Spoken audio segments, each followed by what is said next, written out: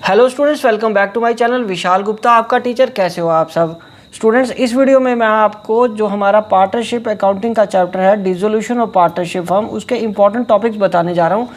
मतलब किस तरीके से आपको इन चैप्टर्स को पढ़ना है, इस चैप्टर को, और कौन कौन से टॉपिक हैं जो पेपर के पॉइंट ऑफ व्यू से, एग्जामिनेशन के पॉइंट ऑफ व्यू से इंपॉर्टेंट है। सबसे पहले आपको डिसोल्यूशन ऑफ पार्टनरशिप फर्म का मतलब पता करना है, मीनिंग क्या है उसका बच्चों। उसके बाद जो इंपॉर्टेंट क्वेश्चन बनता है वो है modes of partnership, modes of dissolution of A firm. ठीक है जी, किस तरीके से डिसॉल्व हो सकती है एक फर्म। और उसके बाद difference between dissolution of firm and dissolution of partnership. ठीक है स्टूडेंट्स। और उसके बाद फिर आता है हमारा इंपॉर्टेंट टॉपिक जो प्रैक्टिकल्स से रिलेटेड होता है, वो है accounting of dissolution of partnership firm.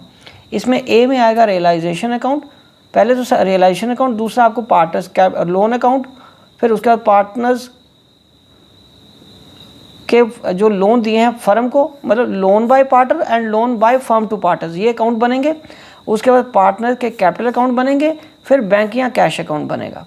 ठीक है बच्चों, तो इसका मतलब कितने अकाउंट बनेंगे? 5 अकाउंट, मैक्सिमम 5 अकाउंट हो सकते हैं। ये क्वेश्चन टू क्वेश्चन डिपेंड करेगा। रियलाइजेशन तो बनेगा बना।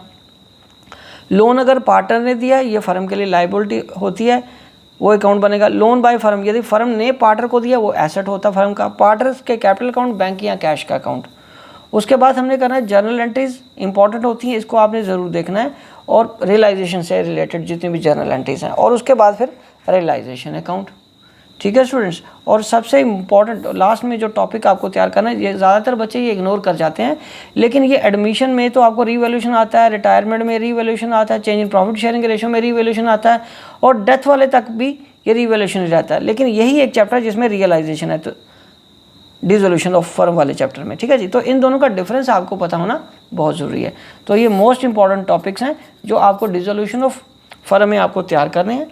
तो इसी के साथ मैं ये वीडियो कंक्लूड करता हूँ, और आप इन पोर्शंस की तैयारी ज़रूर कर लीजिए एग्ज़ाम से पहले। ठीक है बच्चों, विशिंग यू गुड लक।